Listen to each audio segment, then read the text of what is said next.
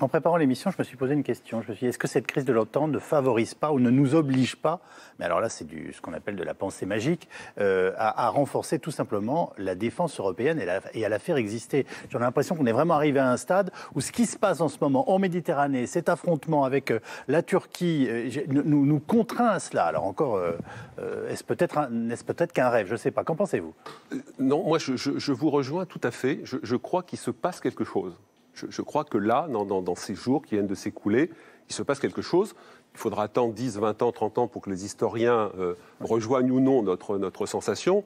Mais il se passe quelque chose parce qu'un certain nombre de pays, notamment l'Allemagne, qui pèse, mais d'autres pays se disent, on peut plus... Ça fait déjà, comment dirais-je, depuis la présidence Trump que les Européens se disent on ne peut plus continuer comme ça. Président américain qui pèse très lourd dans l'OTAN et qui explique que l'article 5, la clause mousquetaire, tous pour un pour tous, il s'en fout complètement.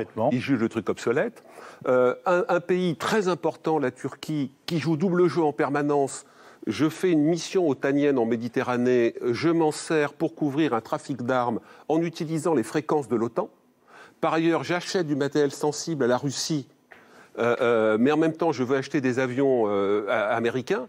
Et quand le président Macron dit qu'il y a vraiment un problème de mort cérébrale, il fait un constat complètement juste. Complètement juste. Donc, tout ça ajouté, ces tensions permanentes, le sentiment d'un certain nombre de chefs d'État européens que ça ne peut plus continuer comme ça. De toute façon, les États-Unis sont sortis, même si le président Trump n'est pas élu, Biden changera de comportement. Oui. Mais les États-Unis sont partis sur d'autres sphères. Il est temps de se prendre en main. Et de ce point de vue-là, la France, même si elle agace, parce que la France, si vous voulez, soit elle fait rien, et les Européens disent, je l'ai vécu quand je suis occupé d'affaires européennes, disent mais où est la France? Mais que font les diplomates français? Mais comment ça se fait, etc. Et puis quand elle fait, c'est l'arrogance française. Oui. Là, pour le coup, la France fédère, elle a des moyens, et donc cette histoire de Rafale, même si j'aurais préféré que l'annonce se fasse après le sommet européen, c'est-à-dire qu'on continue, qu'on essaye dans cette petite fenêtre de tir de continuer plutôt une partie diplomatique avec l'Allemagne, mais bon, qu'importe, c'est fait aujourd'hui. Donc je vous rejoins, des choses changent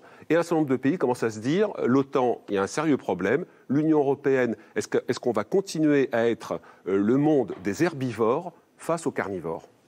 Isabelle Lasserre. Oui, moi je crois qu'on est à cheval entre deux mondes, hein. Le vieux monde qui est représenté par l'OTAN et qui n'est pas encore mort, et le monde nouveau qui n'est pas encore créé et qui pourrait être celui d'une défense européenne un jour.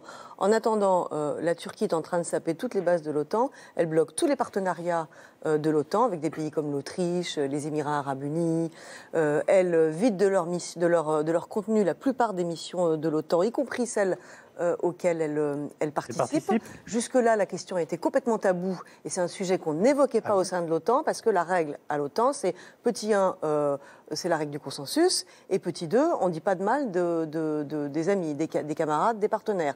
Donc il y avait une espèce de chape de plomb. Aujourd'hui, ce conflit et le problème turc au sein de l'OTAN est en train de devenir complètement public. Si Trump est réélu en novembre, ça fera 2 énormes problèmes au sein de l'OTAN. Oui. On ne peut pas exclure qu'un Trump numéro 2 décide de quitter l'organisation transatlantique. Alors, les Turcs plus Trump, je ne donnerais pas cher de la peau de l'OTAN. Enfin, il y a vraiment un risque de survie de cette organisation. Alors, est-ce qu'on peut un jour basculer au niveau européen sur une défense ? On ne pensait pas, il y a quelques mois, être capable de faire un plan de relance économique comme on l'a fait. C'est le Covid qui a provoqué une espèce d'électrochoc. On n'en est pas encore là au niveau militaire. Hein. Il faudra encore... l'Allemagne, bouge. Et Merkel a vraiment déplacé ses curseurs. Oui. Mais sur la chose militaire, l'Allemagne reste un pays non combattant, avec une armée qui ne veut pas combattre.